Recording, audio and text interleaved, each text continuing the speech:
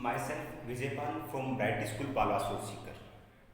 मैं बात कर रहा था 12th साइंस सब्जेक्ट फिजिक्स के अंदर चैप्टर नंबर 4 की। चैप्टर नंबर 4 में कल की क्लास में अपने कुछ न्यूमेरिकल हल किए थे, 3 न्यूमेरिकल कंप्लीट कर चुके थे। आज की क्लास में अपन स्टार्ट करेंगे न्यूमेरिकल नंबर 4। स्टूडेंट्स ध्यान देंगे आप कि जब भी न्यूमेरिकल आप हल करते हो, मैं यहाँ समझाता हूँ तो आपके पास में बुक भी होनी चाहिए। उसमें क्वेश्चन देखेंगे आप, क्वेश्चन जब मैं पढ़ता हूँ तो आप साथ साथ पढ़ेंगे वहाँ से, और उसके बाद में उसका सॉल्यूशन आप यहाँ से समझेंगे। ठीक है, तो क्वेश्चन नंबर 4 की बात कर रहे हैं। क्वेश्चन नंबर 4 क्या कह रहा है आपका, देखेंगे आप, दो संधारित्र की धारिताएं क्रमशः 2 माइक्रोफेरेड तथा 4 माइक्रोफेरेड, दो संधारित्र है, इनकी धारिता दे रखी है आपको 2 माइक्रोफेरेड तथा 4 microfarad. C1 is equal to 2 microfarad, C2 is equal to 4 microfarad. C1 C2 की वैल्यू दे रखी है 2 माइक्रोफेरेड तथा 4 माइक्रोफेरेड।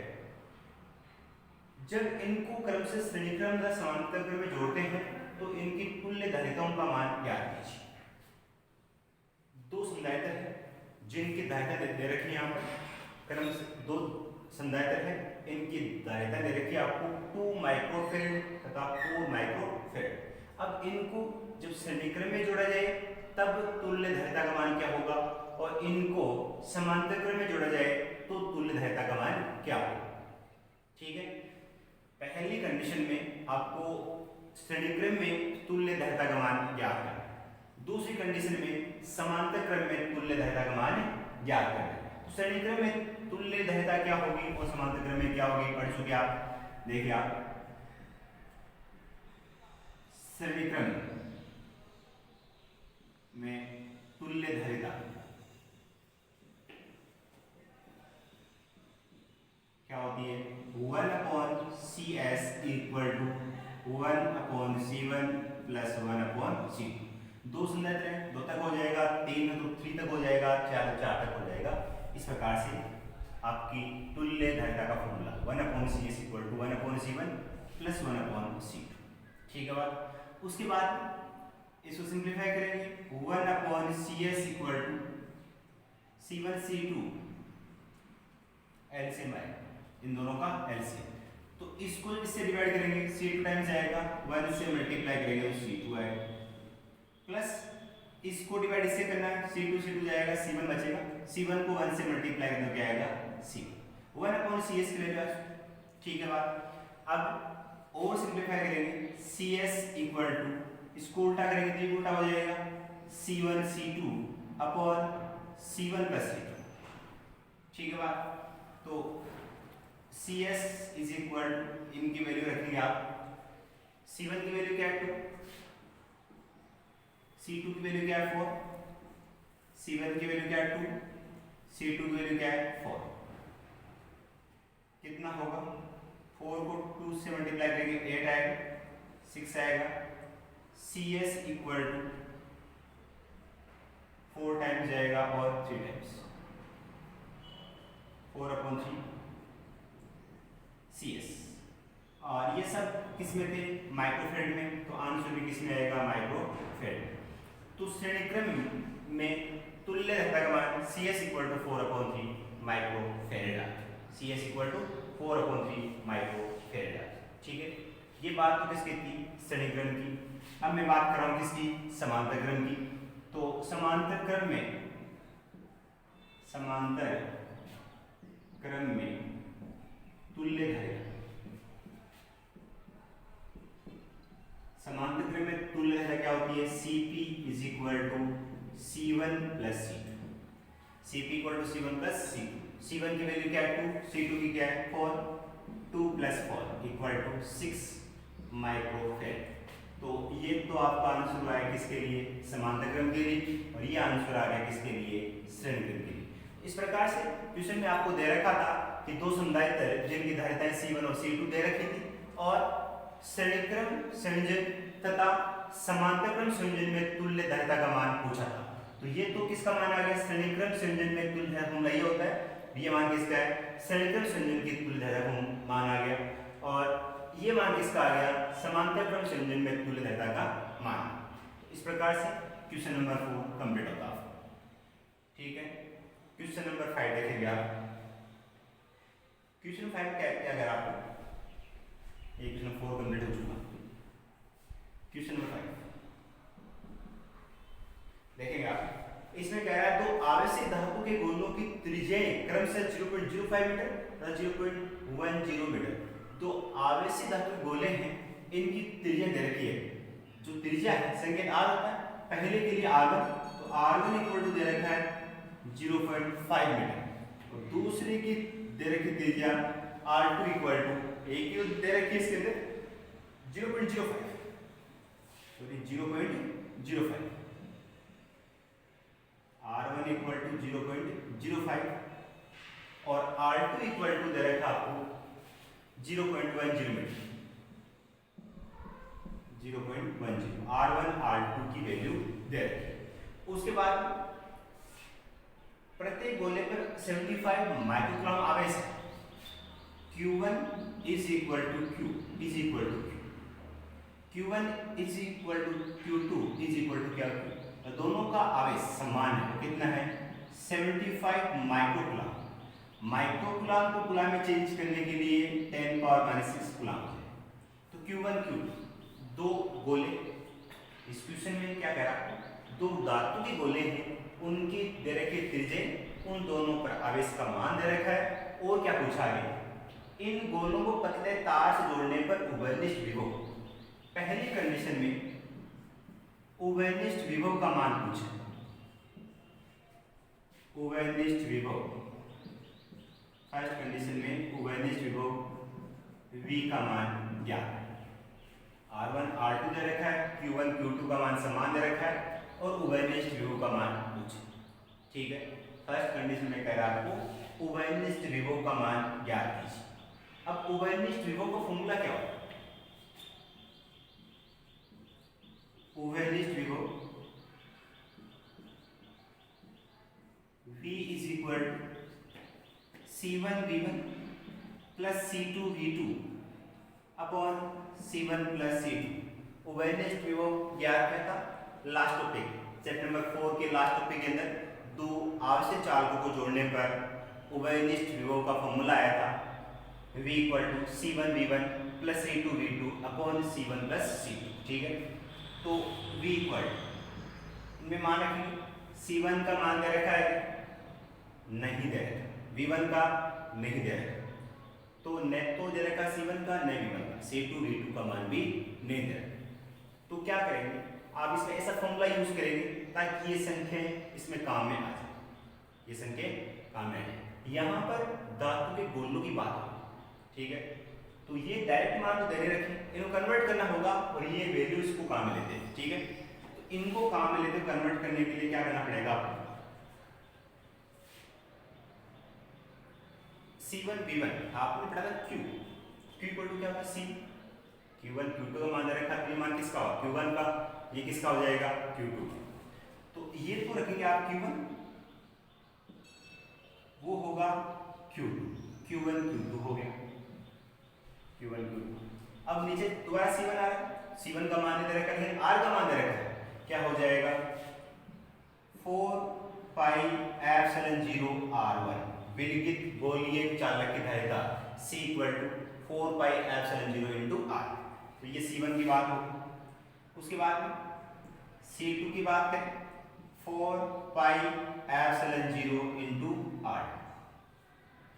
Q1 प्लस Q2 इन दोनों का मान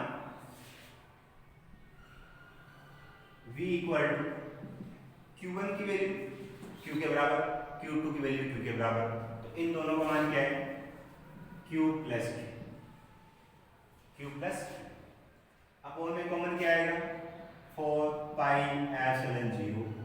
तो पहले में क्या बचेगा R1, दूसरे में क्या बचेगा R2, R1 प्लस R2। ठीक है, तो क्या हो V is equal to Q plus Q 2Q। 4πε0 इसकी वैल्यू रखेंगे अपन 4 आएगी, पाई की 3.14 होगी, एप्सिलॉन जीरो की वैल्यू 8.85 इंटू 10⁻12। कैलकुलेशन कुछ डिफिकल्ट हो जाएगी, टाइम कुछ ज़्यादा लगेगा, तो इसको अपन चेंज कर लेते हैं, क्योंकि आप जानते हैं k equal to 1/4 pi epsilon zero, तो 4 pi epsilon zero equal to क्या होगा 1/k। तो इस 4 पाई एप्सिलॉन जीरो के स्थान पे अपन क्या रख सकते हैं k, ठीक है, तो क्या बन जाएगा 1/k रखेंगे, मल्टीप्लाई में क्या आ रहा है r1 प्लस r, 1/k ऊपर जाएगा तो क्या हो जाएगा 2qk upon r1 plus r। अब देखेंगे आप q का मान दे रखा, k का मान आप जानते हैं 9 × 10⁻9 होगा, उसके बाद में r1 और r2 के मान भी दे रखे। अब उभयनिष्ठ ध्रुव का मान यहाँ से याद कर सकते हैं, कैसे v equal to 2 into q की वैल्यू कहाँ से आएगी, यहाँ से कितनी है 75 माइक्रोकूलम, 75 इंटू 10⁻6, उसके बाद में k की value 9 into 10⁻9 upon r1 plus r1 की वैल्यू क्या है 0.05 प्लस r2 की वैल्यू 0.1। इसको सिंप्लीफाई करते हैं, मल्टीप्लाई करेंगे इसको 150 इंटू 9 इंटू 10⁻6, 10 पर प्लस 9 कितना बचेगा 10 पावर प्लस का 3, मल्टीप्लाई में है तो 10 पावर 3, इसको ऐड करेंगे तो 0.15 इन दोनों, ठीक है। इस पॉइंट को यहाँ से उठाएंगे 100 आएगा, ये 15 से जाएगा 10 times, v equal to 9 into कितना हो जाएगा 10 यहाँ पे रहा, 100 ये रहा, 10 power 3, 10 power 3, 10 power 6, 9 into 10 power 6 volt. ये किसकी वैल्यू आ गई, उभयनिष्ठ विभव की वैल्यू 9 इंटू 10 पावर 6, उभयनिष्ठ विभव की वैल्यू, ठीक है। ये फर्स्ट पार्ट था, तो क्वेश्चन समझ में आया।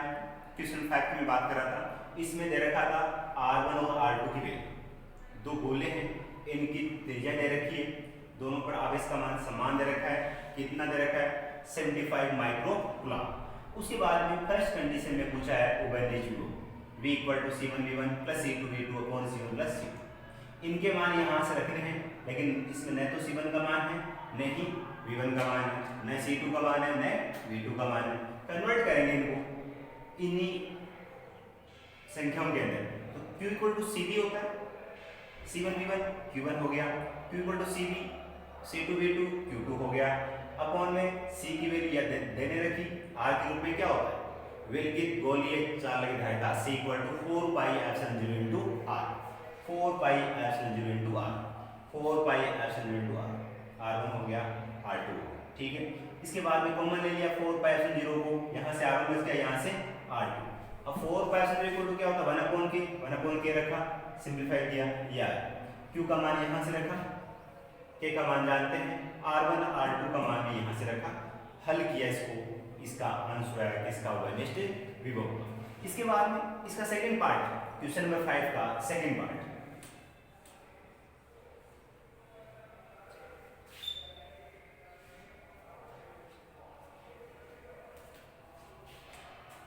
क्वेश्चन नंबर 5 का सेकंड पार्ट क्या कह रहा है,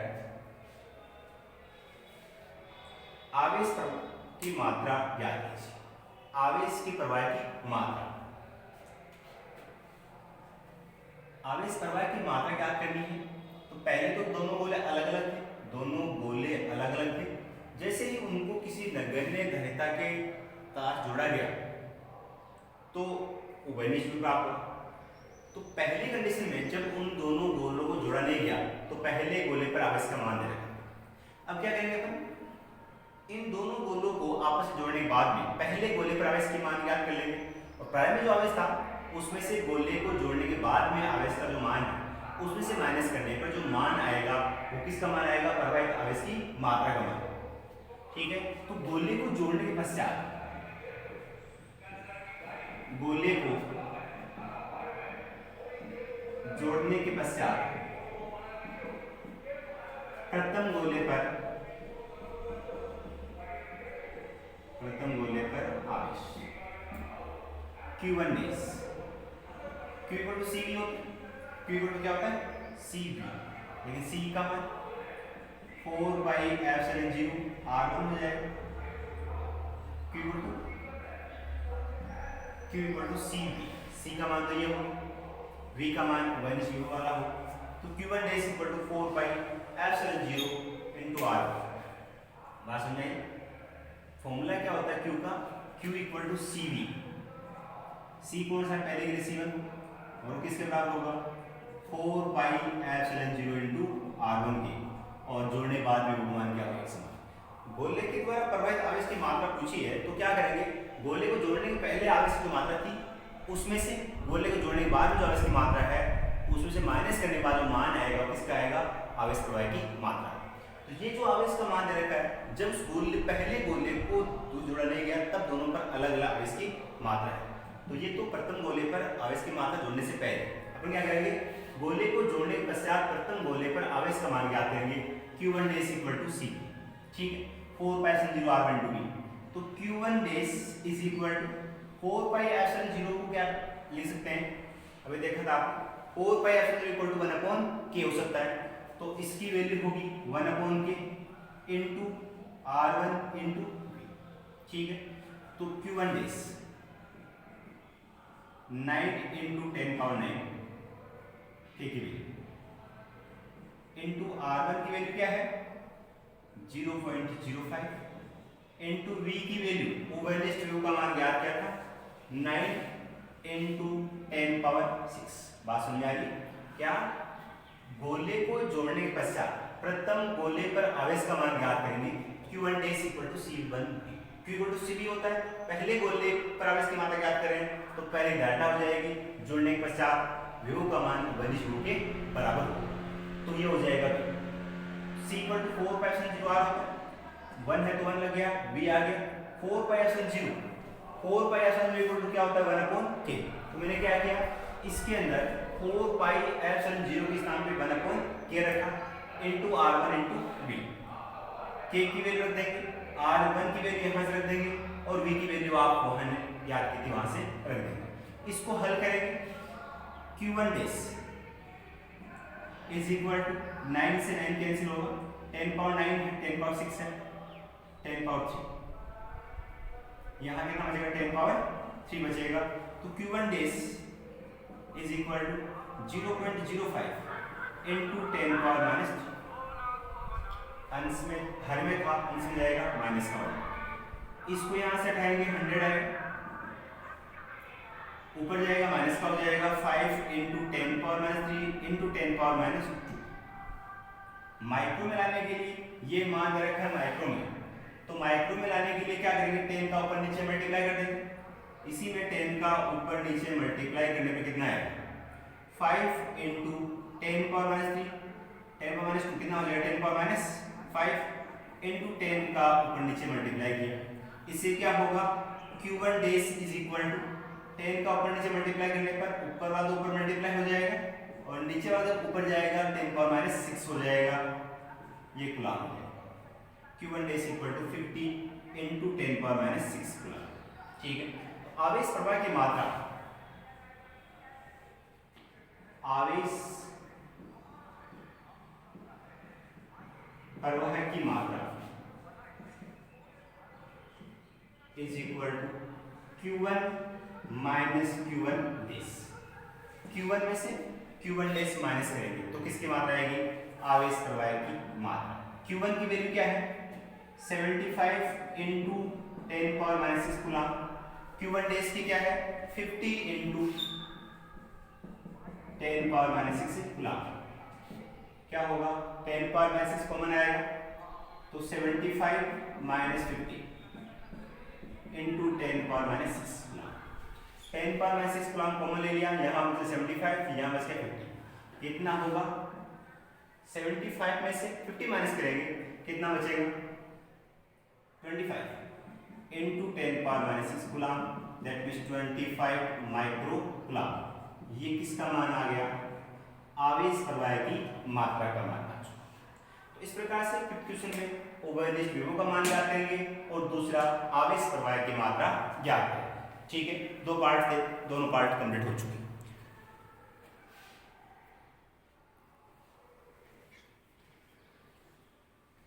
क्वेश्चन नंबर 5 from get